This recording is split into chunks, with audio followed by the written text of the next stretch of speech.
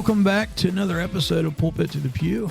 I am your host, Brother Sean Brumfield, and today it's just me and Brother Ryan Brown. Hey, everybody. How you doing, man? Hey, we're hanging in there. Getting old and fat, but, other than that, we're doing pretty good.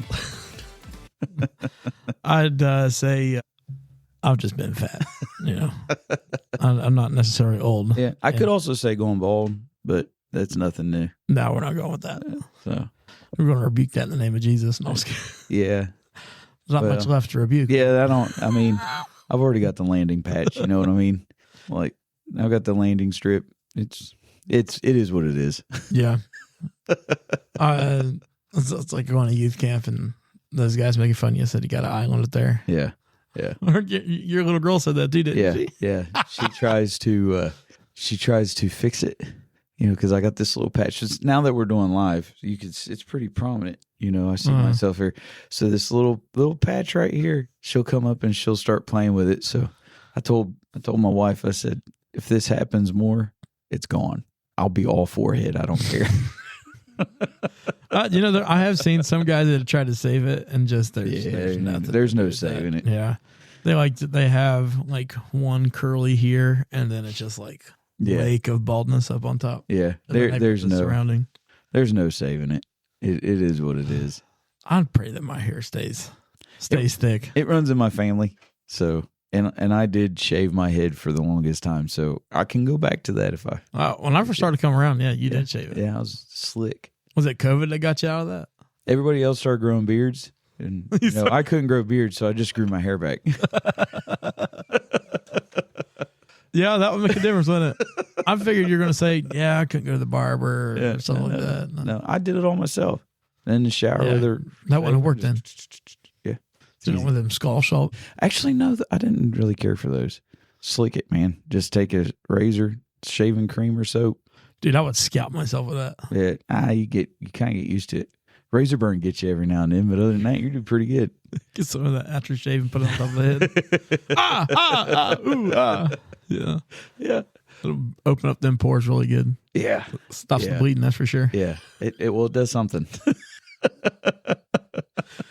I found, though, that when I was slicking my hair like that, like if I didn't have any hair on my head, I hit my head more on things. It was like it was a magnet for something.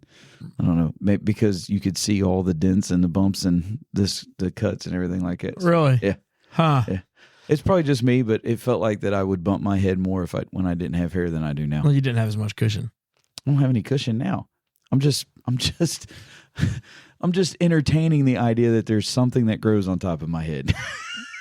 I put that shoe polish. Yeah. Fill it in. Yeah. That was so the first time that I ever did it, my wife, I used to buzz it growing up. That was the hairstyle. I never did like hair on my ears and all that stuff. Like it just drove me crazy. I always kept it short. And so I would buzz it. Well, then I started dating, then was my girlfriend, now wife, and she made me promise that I wouldn't ever do that again. And so I told her, okay. So the whole time that we were dating, I quit buzzing my hair. I went to just a normal, hairstyle. I changed things for her, let the meeting in the middle. Let the comments start now. Yeah. I changed. I don't have a soundbite that goes, watch. So I did it until like a month before we get married. And I didn't even tell her I was going to do it. Oh, man. I shaved my head and I walked into her job and but I didn't like slick it. I just buzzed it. Yeah, I just had it buzzed. It was like a one all the way around. Yeah. And this was when my hair still grew back. Now I buzz it and less comes back every time if I was to do it that way. But anyway, so I go in and her face just sank. She was so upset with me. And she told me, I don't want you cutting your hair again before we get married. So I went an entire month and I didn't cut my hair. It's like the shaggy dog. Yeah, looked like a shaggy dog. Yeah. When COVID started, Lissa decided she was going to learn to start cutting hair. And she decided she wanted to do it the week before we got married. And I was like, okay, but I'm letting you know this. If you nick me and I can see skin, I said, I'm going to Great Clips and I'm getting it all buzzed off. She was like, no, you can't do that. You can't do that. I was like, Yeah, I'm telling you, if you mess it up, that's what I want to do. So she went road by road, just like as slow as she could, because she did not want to see me with a busted butt. I did that. I buzzed my hair mostly because that's the haircut my mom knew how to give, was a buzz cut. Yeah. So up until high school, and then I found out that hair was more liked on young guys, that attracted the other, the other group, and so I decided to start growing my hair out after that. It does make a difference. I had hair when my wife started talking to me, so then she seen me cut it off and she didn't like it, but I don't know why. So I started shaving it because I was losing it, and I told her, I was like, look, I'm just sick of it, and so I started buzzing it again. And when I talked to her about it, this was her statement. She said, I think you could do it. You're a little bit more heavy now than you were before. Oh my goodness. So I was like, oh, you got fat, so it's okay if you don't have any hair on your head. It doesn't work well with skinny guys.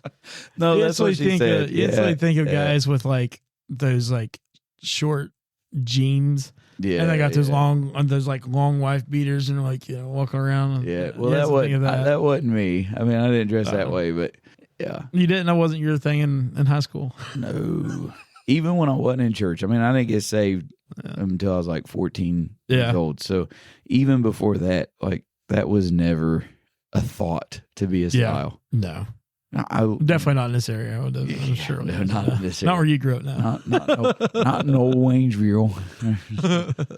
No. So I would never do that. But I always had aspirations to go in the military. Yeah. So, and I'm military rich family.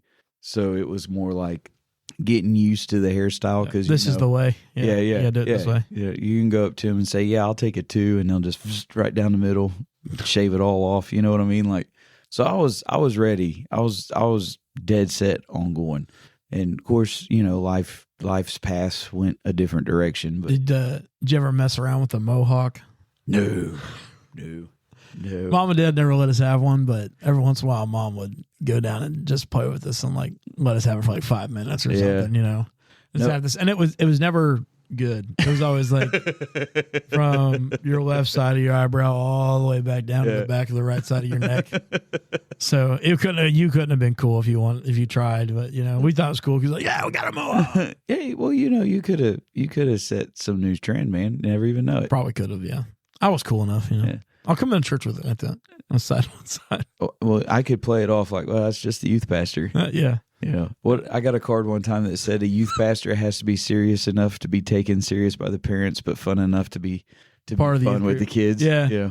So if you came in with a crooked mohawk, I'll be like, oh, he's just trying to be cool with the kids. Hey, that'd be one way to get the kids excited. They'd be like, yeah, can we get those? That would. I don't know. Knowing some of our kids, they probably just stare at you. Well, they already say that they. Well, Jacob says that he gets the brother Sean. I know it. Yeah, you would throw him all. Oh off. Man, he'd be like way left field. Be like that would be great. What do I tell him now? The last time he was at the church, he said, "I got to go take a picture of Brother Sean so I could get the Sean." Get the brother. then the rest of them were like, "We got to get Brother Sean's haircut." I asked him. I said, "Why doesn't anybody want my haircut?" So now you got a great clip. She just said, "I need to get the Brother Sean." They know exactly what you're talking about. Yeah, there you go. Yeah, ask for the Brother Sean. Yeah. I think it's hilarious. Dude, influence. That's it. Well, that's something. Yeah. It's like, I don't know if I'd exactly be proud of that or not. Poor kid. He's proud of it though.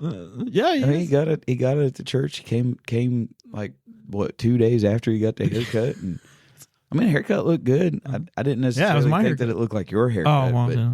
Okay. Different head shapes, man. Oh yeah, he's got a big head. No, I'm just kidding. Not even Jacob. If you're listening to this, yeah. I think he does. He probably does. Sorry, Jacob. Your head's not that bad. It's still big though, Jacob. It's a little longer than yours. Yours is more round. His is a little bit more square. I'm just fat. Like your wife said. I filled myself in very nicely. I need a little bit more on the chin. Hey. If I lost weight, man, I'd be like all a bunch of wrinkles and stuff. So I got a question to ask you. What do you call a fat psychic? I don't know. A fortune teller. So, look, one of my students had his notebook, class book. It was in my chemistry class. And he opened it up to this certain chapter, and that was Post-it noted inside his Oh, my notebook. goodness, dude. I don't know why I didn't get that, man. Like that makes hilarious. After you say that, it totally makes sense. But yeah, so I told that to my daughter Kennedy, and she went. I started counting. I was like, I got about 3. I'm not quite there yet. I get to thinking, I just kind of rub it, and it just goes blah, blah, blah, blah, blah, blah. Oh man, blah, blah. I've got a bad habit of doing this when my mind's on something, and Becca she'll let me have it. Really? Oh yeah, you're gonna stretch it out. Quit doing that. You're gonna pull it farther than it is. I'm gonna look like a turkey when I come in here. But yeah, no, she'll get on to me. I never had that. Or you get the point with it. Yeah, I don't even pull on it. She says I pull on it, but I kind of just go like this. I don't know. I think it's more like I'm rubbing when I don't shave this stuff. Oh yeah. Last week we talked about fidget toys, but it's kind of a built-in fidget toy. We just kind of. Oh man, the fidget toys. You know how many pin clicks I hear in a day now? Oh, with it being school, yeah. Ugh. Yeah, probably a lot. And I got old school desk. So when I say old school, it's not just a flat tabletop. It's the whole thing enclosed where they could put the books in it. Yeah. So still casing underneath it. Yeah. So not only do I hear the tick, tick, tick, tick, but then I'll hear the. Of course, it sounds different on the podcast. Yeah. But you hear that, tick, tick, tick, tick, and then they'll bang the. That I remember the kids, they would take their pencils and they would like slide it across like this and make it sound like a drum set, which. And some of them could do it really good and made it sound really talented. Then there was that one kid just like, dude, stop. Please put that thing away. Like, I don't want to deal with that. It's fun. Except for now when I hear a pin click, I instantly start twitching. I got to grade that test. F. I got an F. Tell you, okay, one of the stupidest things that's out there right now is this whole 6-7 thing. Honestly, I don't even know what that is. Nobody does. It quite literally means... I don't know. That's what it means? Yeah. The problem with the meme is it's taken off with kids, and it's supposed to mean, I think it's about this. At least that's what I'm told. If you look it up, it really has it makes no sense whatsoever. But I'll be turn your books in page number 40, and then somebody will holler out 6-7. I'm like, okay, guys, look, here's the thing. If you're going to do it, you got to do it properly. Yeah. That has absolutely nothing to do with what I just told you. You got to have the right timing. Yeah. That's what kills it. Just throwing it out there randomly. Mm-hmm. I have no idea what it's about. I see it all the time. I mean, it's all over social media. All I was told was this person asked a basketball star. I don't even know the name of the basketball star. Yeah. An actual NBA star. This person asked this NBA star their height, I think, and they responded with 6'7", like I don't really know. I think I'm kind of, and they did the whole hand motion and everything, and that's what created the meme. It's the stupidest stuff that goes viral. Oh, it gets even better. Now they're doing 41. 41? Yeah. I've not heard that one. I've not seen that one. Oh, I'd heard it today. I remember the Vine, and it was 21. Yeah. That one. I don't remember 41. Yeah, 41. I mean, I'm back in the day when I ain't got time for that. It was still the thing to say, Yeah. Then you got the LeBron James. Yeah. What the dog doing? You get that all the time. My favorite one was that kid, and he gets up and that person's face, he goes, "You got eczema?" You got eczema. So I'll do that to Alyssa. I'll get up right in her ear and be like, "You got eczema." Okay, so this just goes my age. So the meme for my time frame was diabetes. You've got diabetes. Yeah, that old man. Yeah, I remember that. I remember that commercial. I'll do that now. If I see somebody eating sweets, you're gonna get diabetes. Yeah, I remember being a kid when that one came out. Yeah, so it's his old commercials. Yeah, he was famous for, well, I don't know, he was famous for a lot of things, I think, but Walker Texas Ranger. Oh, was he? Yeah. I don't know. I never Yeah. gotta watch that. That was CD. CD on Walker Texas Ranger? No, I mean, I didn't. I don't know how I knew that. Oh, I don't know. I think my dad had that on his monitor once. Yeah. Yeah.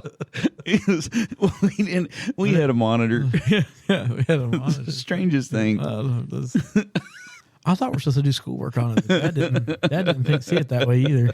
You know? No, that was the play to get around to, wasn't it? We don't believe in it, but we do have a monitor. Yeah. That's all it is. That thing's 65 inches. You kind of lose the monitor aspect at a certain time. How much did you pay for that thing? A monitor costs way much more than the other thing. Oh, man. That's hilarious. Dumbest show ever to watch was Walker, Texas Ranger. Or Mighty Morphin Power Rangers. Yeah. I never got into that. All my cousins were into that. They're both the same. That's a big thing coming around right now is the Power Rangers. I guess they're not coming around, man. They've stayed big. Wow, it's went over my head because I was like, never was into that kind of thing. I always thought it was weird because the original ones, they were a Japanese show, and they took that, removed the voices out of it, and like got rid of all the story and everything, and retold their own story in English. Yeah, it's crazy. That's how it goes. Yeah, we're nothing original anymore. No, but it made. I guess even back then, it was like, what, 90s when that came out? Yeah, right. And it made every kid in the world that watched it just knew that they could automatically start learning Kung Fu. Yeah, some type of a different. I've seen a clip of it now, and I was like, man alive, I can't believe that was something that we seen as kids. I mean, heard about. I remember going to my grandma's, and like we had two sets of cousins that was always there, and I don't know, they had it on VHS, which people nowadays don't even really know what that is. I mean, that's kind of the tail end of my generation, really, I guess. Isn't that scary? That makes me feel old. I remember 8-track tapes. Well, I remember this just because my grandpa had an 8-track stereo system put into his house that he never got removed. But like, I had two sets of cousins that had like those tapes, and they watched it every time I went over to grandma and grandpa. So was like, I don't watch TV, but can we watch something else other than that? No. So in chapel this week, the Lord was moving really strong at the school, and Brother Jeremiah, who's ministering in the chapel, he was like, these kids don't know some of these older songs that we know. They sing a lot more of the praise and worship genre, a lot more of the new age. And so a lot of the generation, and it's not that they don't know it. A lot of them could know it, but there are a group of kids that's coming up that don't know like the old hymnals or just old songs that we were raised on and stuff like that. So we're sitting there in chapel, and the Lord's really moving good. People are praying. The kids are really getting in. And he says, I wish one of our adults could play, because I would have them sing this old hymnal. And he says the old song, and I remember the song. And he said, none of these kids standing up there even knows who the singing cooks are, because that's who sang the song. And they all kind of just looked at each other like, who's that? Who's it? Like, what's the chef doing singing songs? Yeah, yeah. And I'm thinking, man, I am old. I'm trying to think, like, there's a lot of artists that even like I grew up listening to that, like, I mean, like the Gaithers are still around, but none of the new kids listen to the Gaithers. I don't even listen to the Gaithers anymore. Like they made their old stuff from like the early 2000s. I still listen to, but I'm not getting their newest CD. Like I wasn't a huge Gaither fan, and when I would say that it was their heyday. Yeah. I wasn't a huge. I had one of their CDs, and that's what I learned to play drums to. But like when I played music, I played with the McCameys and the Singing Cooks, and Kingsmen and stuff like that. I'm going to tell you. You know what artists I learned to play bass off of? I don't even know if there's going to be a lot of people who know who this is. But Michael Combs. Oh yeah, you ever watch him or listen to him? Yeah, dude sounds like Kermit the Frog. I knew him for Not For Sale. Yeah. Well, that's the song that I learned. I would put it on, and I love that song. Yeah, I do too. But, dude, have you ever, like, I've seen his stuff on YouTube. Dude, he looks like he's an alcoholic. I mean, like, straight up. Well, like, the his guy, hair, he still has an 80s haircut, like mullet slight thing that comes, and then a full beard, and he goes like this, and you can just watch his, like, feathery hair just, like, go like this. Like, he's just, like, fingertips going out. But, like, I remember listening to those, and, like, because Not For Sale was huge. It was a massive song. But not just that, but it was a very slow song, and it was simple. It was so simple to play, and that's where I learned my tonality from, is being able to, like, okay, this is slow enough to where I know what the possibilities are inside that song, so that I can make those changes. But yeah, and like if I say that to even to people my age, they're like, who in the world's that? Because my grandma and grandpa listened to him. Yeah, you know. But like, I mean, I seen something. He's still doing tours. I'm like, well, I feel like he was older when he got the hit Not For Sale, which I think he put stuff out before then, but I'd never heard of the guy before Not For Sale. I feel like that's what kind of launched him. I wouldn't say he's older. I want to say he was late 40s, early 50s. He looked old. Oh yeah, he looked old. He looks like he lived a rough life. Yeah, he's had a no judgment, but he did look like. But I will say, I love that CD. I've listened to it since then, like not too long ago, and I'm like, how in the world could I listen to this? Because it was the only thing we had at the time. I'm like, mom and dad, that we didn't listen to any type of contemporary. So like, Casting Crowns was like something that they were like, Mercy Me. No, you can't do that. You can't do none of that. Mercy Me, and I remember listening to Mercy Me one time, and my mom was like, "Who are you listening to?" It's like, and now there's they got some of their favorite songs out, you know? Yeah. And I think it's hilarious. I will tell you though, funny story. I grew up, I was born in the late 1900s. Me too. Barely, but me too. So, yeah, you're on the precipice. Yeah. So DC Talk was huge when I was growing up, and everybody knew their song Jesus Freak. And in reality, they were that what we're hearing today, like genre, like with Forrest Frank and stuff like that, kind of that tone, a little bit more edgier, but they were kind of that same tone. Yeah, they paved the way for they really did. Yeah. But back then, it was like you're getting. It was like really, you're listening to rock music. Yeah, So I got my car, and DC Talk's anniversary album come out, and it was like all their greatest hits and 2 CDs, and and it's not my CD, it's my cousin's. And so I've got that thing, and it's blaring because I can't listen to rock and roll. Yeah, hey man, look, I can pull off these tunes and still feel like I'm rocking the world. He's talking about Jesus. So I've got my car. We're parked, and I remember she had to get out, and for whatever reason, on this one particular day, I parked my car right behind her car. And so she got in my car to move it. And when she did, DC Talk I'm talking is blaring. Because, when you first get your license, you got all 4 windows down. You're cruising. You got the radio up. The wind blowing through. Back then I had hair, And so she don't say nothing to me. She gets in the car. She parks it, all that stuff. I get in the car couple hours after, and that CD is in pieces in my floor. And I went in there and I was like, Mom, she's like, you're not listening to that trash. I was like, it was DC Talk. Like, it wasn't. She's like, I don't care. That was awful. You're never going to listen to that again. I said, that wasn't my CD. Well, I don't care. Whoever had it didn't need to be listening to it either. I was thinking, I was like, growing up, Mom and Dad were tougher on us with music, and then I get old enough to start listening to my own stuff, and then my dad automatically changes, and he's like, let me show you what I was listening to in the 80s. And I was like, what? So he shows me this band called Petra. Did you ever I've heard of Petra. So I'm Petra is out there, man. Yeah. So I'm sitting here listening to this song. I don't even remember what song it was, and I'm like, did Ozzy Osbourne get in church? Like, is this like Holy Sabbath? Like, what in the world's going on with this? Like, Petra is out there. Oh, dude, it is.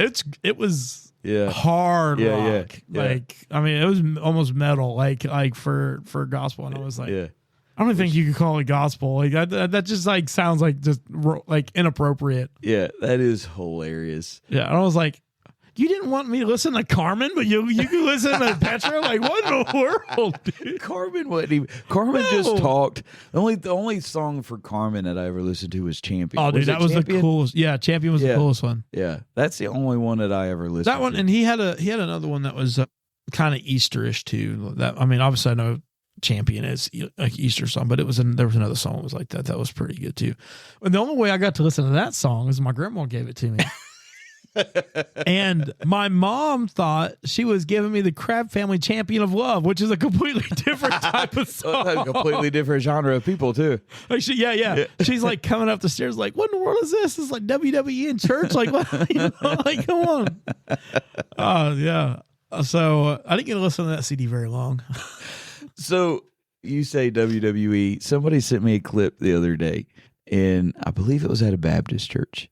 I can't remember the name of the church or whatever, but anyway, this is on Facebook. This is a clip of this dude preaching, and the preacher's down, and he's like laying on the pulpit, and he's preaching, and he's like, "You remember?" No, he's not laying down. He's like leaned up against one of the floor monitors, like kind of sprawled out, and he's preaching. Yeah.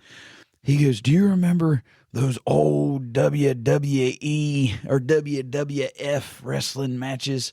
Hulk Hogan against the Macho Man Randy Savage," and he started going, Macho Man would punch Hulk Hogan, and he'd go down. It looked like that he was down and out, but then all of a sudden something would roll up in Hulk Hogan, and every time Macho Man would punch him, it would stir some up. Goodness. And he started likening that to us standing against the devil and the power of the Holy Ghost. I was like, okay, dude, Hulk Hogan just passed away, and I understand that a lot of people were raised with him in that time, but I don't know that I'm going to liken the help of the Holy Ghost. I don't think I could use him as an illustration. There's just no way, dude. He's like, it's time we start shaking at the devil. Reach down at the power within us. I was like, oh my goodness. Point out and be like, listen to me, brother. Yeah. So then somebody like dubbed over that at the very end, that dude that goes, let's get ready to rumble. It's like, I was like, oh, that is hilarious. I like the videos like that, or like the ones where they make fun of like Benny Hinn.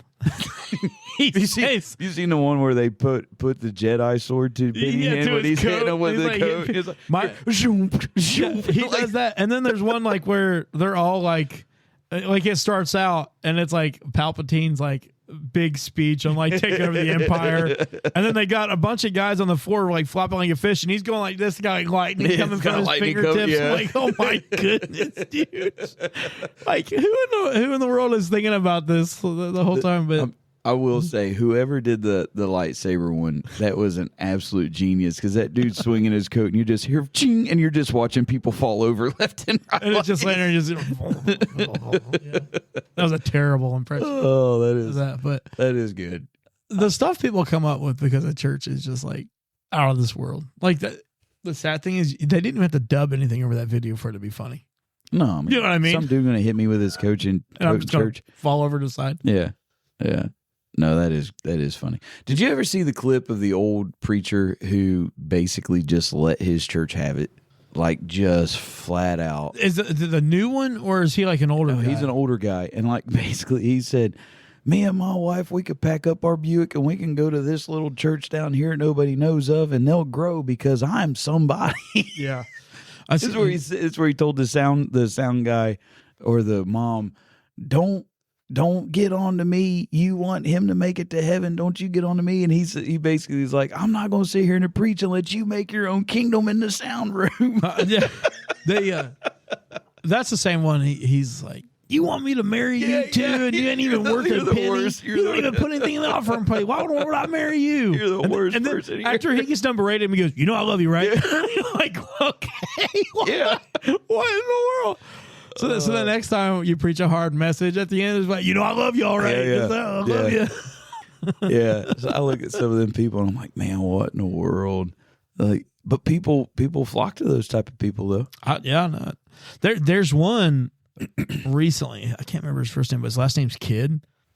He gets up and he's like hitting them all, and he's like, I'm not going to let your children come in here and be a bunch of heathens, and your kids are like Jezebel sitting there in the back and stuff. And he calls out a kid by name. He calls his name out, and he's like, hey, I'm talking to you specifically, kid. And he's like, I'm not going to let you do that. And he says his name like 15 times. I'm like, goodness gracious, dude. That's crazy. It's crazy. Church is like anything else. You got so many different flavors out there. So if you can't laugh about certain things, not that you're making fun of the Holy Ghost or anything like that, but some things are just laughable. They really are. There's times that, especially when you're in like leadership in church, you just know that there's some things you cannot let people see that you're laughing at. So there's times at church I had to just like put my back to the congregation and just kind of like look up, as if it was like some like spiritual, just like look up. But really, I'm like laughing so hard because of something that like just happened. One of the hardest things that, as far as not being able to laugh, that I was ever put through was at a church somewhere that I was going to at the time. They asked me to take up prayer requests. First time I'd ever taken up prayer requests in church. And these individuals were coming, and they were a little off. There was something different about them. And so, just leave that at what it is. They were just a little off. And so we're taking a prayer request, and it's the typical, pray for so-and-so, pray for my daughter, pray for my children to get saved, pray for this, and so on and so forth. Well, this is going to kind of date how old it is, because this is like back when Napster was huge, where you could illegally download music. Yeah. I don't know. I know that was before your time, but I remember. I don't know if it was Napster. It was like something called Hamster or something. Like it was something weird. So this lady of this couple stands up, and just to say that they're a little off, I found out that not too long after that she ended up going to jail for beating her husband. So they're a little off. Okay, wasn't members of the church, but they had been kind of visiting at the time, and they were coming off and on. And so she gets up and she's giving a prayer request, and she starts off by saying, I want you to pray. Now, this is back in the days when George W. Bush was in office. The son was president. Okay. And this is in a church that everybody that I know of that knew how to vote or that was able to vote voted for George W. Bush. Okay. And she gets up and she says, I want you to pray for my daughter. She's going to prison for illegally downloading music. You know how much music you have to illegally download? I know it's a federal offense, but I mean, if you do it once, they're not necessarily going to because people do it all the time. And I'm not saying that it's the right thing, but she had to have been downloading a ton of music to get put on their list, on the federal list. Yeah. She's downloaded music illegally. This is in her thing. She illegally downloaded music. And it's all because of the Republicans. They're trying to take over the world. We need to pray that every Republican gets taken out of office and so on and so forth. And I'm sitting up here taking up prayer requests. I've never done it before. And I'm thinking, what do I say? I don't know what to do.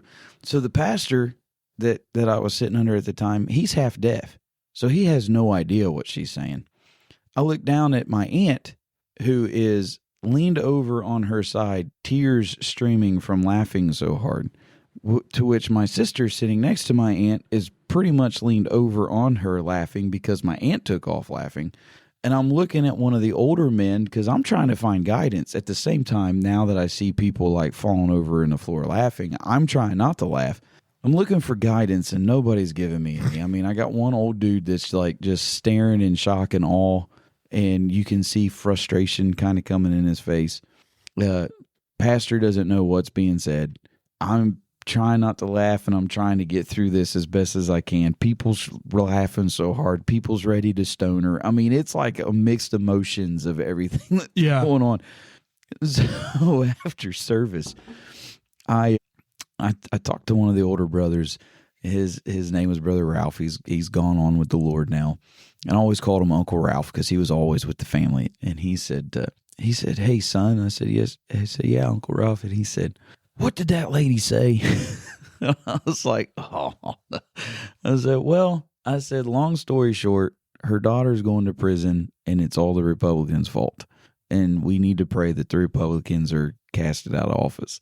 And he said, I almost stood up and said, we need to pray that lady shut up. Like, I'm so glad you didn't. Man, the stuff that happens in church that you just like, that's why I don't like running service, because I'm like, there's times I'm just like, what in the world? Where do I do with this? Where can I, like when somebody gets up and tells you their whole life story, and then you're just like, I didn't ask for that. Yeah. I don't even think, it's like, if you want to do that, talk to Jesus for a little bit. Like, don't talk to me. I just can't do it, man. I will say, I've been in this now for a while, and ran services for a while now. Still to this day, my least favorite part of anything that I do in the ministry is running service. Absolutely. It really is, because I feel like that's more of preaching's a full-time job. I don't want to take it that way. But, and there's times where you've preached some pretty hard messages. You have to when you're dealing with things. It's just how God deals with you. You have to bear the burden of your heart, especially if you're pastoring. God uses you for your sheep, and it's for growth, and as long as it's done in the right way, and we're not going to get into any of that, but as long as it's done in the right way, it might be a hard message, but it's no different than if you're teaching your kids, and sometimes it's a hard lesson or it's a hard stance that you have to take. That's just how the ministry goes. One of the most stressful things ever is running service. Do we sing another song? The service, it's going good. Do we stop it? Somebody's doing, I feel like I am on a consistent basis sitting there like this, going, do I do this? Do I do that? Yeah. Do that? And then, you don't want to say too much. Did they sing Sunday? Yeah. Yeah. Yeah. Do we have this person testify? Do we get this person to? So running service to me is one of the most stressful things. I think the hardest part for me with running service was acknowledging you don't have to address everything it said. No. So like song, obviously you address in your opening and all that. But as far as like after your 3 congregationals, you don't have to get up and be like, I'm glad I'm not bound, locked up in a prison. You don't have to go along with the same context as the song. You can just be like, hey, we're taking a prayer request. Yeah. This and that. You don't have to fill in a ton of space with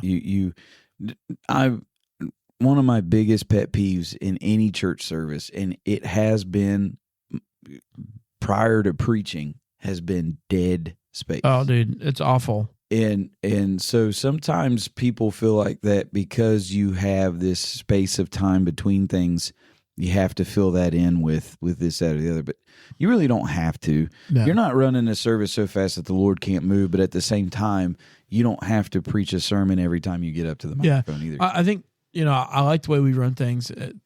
We don't have, obviously time slots and programs and stuff like this, but there is an order that we do things, and the people that do them enjoy them.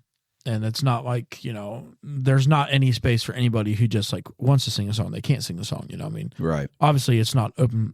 It's not open all the time, Yeah. Like there's not anybody can just get in the pulpit, Right. There's things that we do for that. But as far as like, I remember growing up, they would do testimonies right in the middle of service. Anybody want to testify?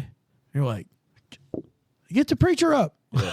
Like, my favorite, come on now. My favorite thing with that is when they ask if anybody wants to testify, and then nobody testifies, and then so the preacher spends about 2 minutes to basically berate why we should be willing to testify, because hasn't God been good to you? Or they ask the same person and they get the same testimony again. Or they ask some random guy who like doesn't even know how to testify, or doesn't think that they have anything good to say, and you're just kind of like, can we just that's I like how we leave it open at the end of the service. It's like, hey, what got anything to say? To a degree, it's very quick. I do like testimony service. I do feel like testimony is necessary, but I do feel like too that's another thing that, because I have seen testimony service turn into individual conversations, and it's like, oh man, hey, or the contest of who got beat up by the devil more this week. Oh, I can't stand that. I'm just like, good Lord. Yeah. You're supposed to testify about the goodness of Jesus, not what the devil's done to you. So, for you note takers out there, testify about something good. Tell us something good about the Lord. That's what testimony is about.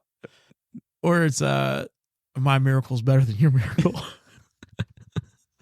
Yeah. Or the overshare.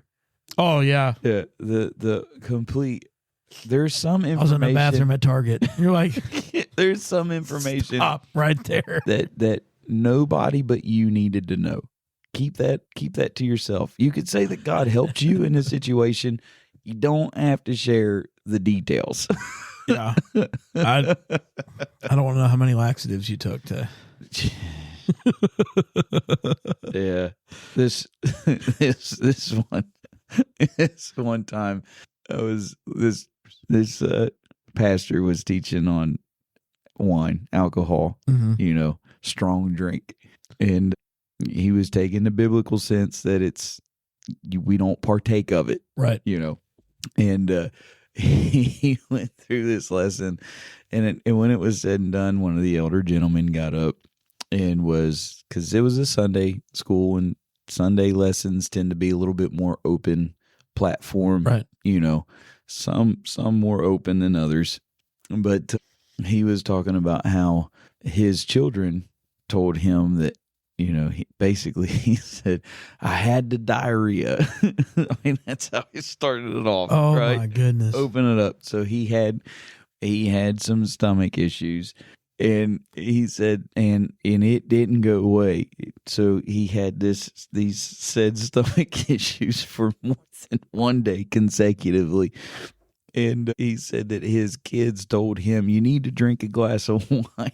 It'll do good for your stomach, And then they threw in that scripture, a little bit of wine does good for, which that's just grape juice, guys. That's just, but anyway. Yeah.